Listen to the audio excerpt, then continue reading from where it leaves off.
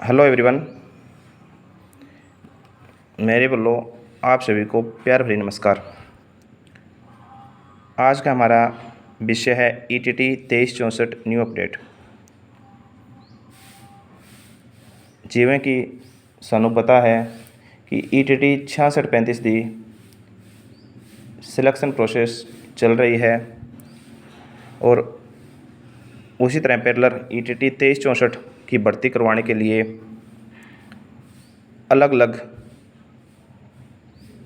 प्रधान, regional प्रधान जैसे गुरदासपुर से सुरेंद्रपाल जी, पटियाला से सुखजीत नाभा जी, वो अलग अलग कोशिश कर रहे हैं। आज की इस वीडियो में हम जानेंगे कि क्या क्या विषय हैं ईटीटी 2364 के।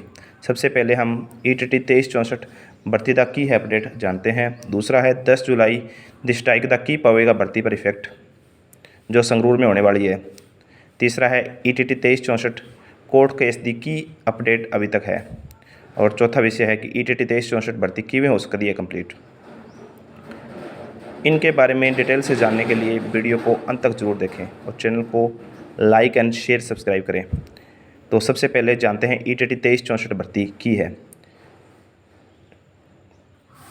पंजाब सरकार ने मार्च 2020 में ईटीटी 2364 का नोटिफिकेशन किया था प्राइमरी अध्यापक के लिए, जब कांग्रेस की सरकार थी। और नोटिफिकेशन के बाद इसका जो पेपर था, एग्ज़ाम था, वो नवंबर 2020 में लिया गया। और इस भर्ती में जो वॉलंटियर थे उनको एक्स्ट्रा मार्क्स दिए गए। बीएड को भी इंक्लूड किया गया नोटिफिकेशन के अकॉर्डिंग। और फिर इस भर्ती में आगे जाके इस भर्ती पर केस हो गया। उसके बाद जब बीएड वर्सेस ईटीटी का केस हुआ तो केस चलता रहा। उसके बाद हमारे जो शिक्षा मंत्री थे प्रगट सिंह ने कई बार कहा भी, जो दोनों अलग अलग सूबे बने हुए हैं, अलग अलग यूनियन बनी हुई है जैसे ईटीटी की और बीएड की, वो एक साझे मंच पे आए और इस भर्ती को एलपीए लगा के पूरी करवा सकते हैं। परंतु अलग अलग यूनियन ईटीटी और बीएड वाली, ईटीटी वालों ने कहा कि हम भर्ती सिर्फ ईटीटी करना चाहते हैं। तो इस भर्ती में आगे जाके कोर्ट ने कहा कि ये भर्ती नोटिफिकेशन ही गलत है।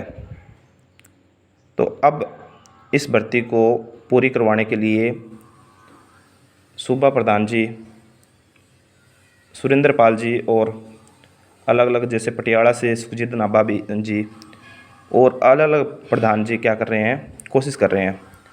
अब 10 जुलाई को संगरूर में, दूसरा है 10 जुलाई की स्ट्राइक दा की पवेगा इफेक्ट। 10 जुलाई को संगरूर में स्ट्राइक रखी गई है, सरकार को अल्टीमेट दिया गया है। जैसे पीछे ही एक 8 जुलाई को गुरदासपुर में, गुरु नानक पार्क में, पटियाला में अलग अलग जगह पर प्रधानों के द्वारा मीटिंगें की जा रही है अपने अपने लेवल पे, और वो कोशिश कर रहे हैं कि किसी भी तरह इस भर्ती को पूरा करवाया जा सके, एजी साहब से मिलकर कैसे भी। और तीसरी बात है ईटीटी 2364 कोर्ट दी की अपडेट है। ईटीटी 2364 की कोर्ट की बात करें हम तो इसकी जो हियरिंग है वो 20 जुलाई को है। उससे पहले प्रधान ये चाह रहे हैं, सुरेंद्रपाल जी, सुखजीत नाभा जी, कि सारे एक मंच पे आए और हम एजी से बात करके इस भर्ती को पूरा करवा सकें। और अब बात आती है कि ईटीटी 2364 भर्ती किवें हो सकती है कंप्लीट।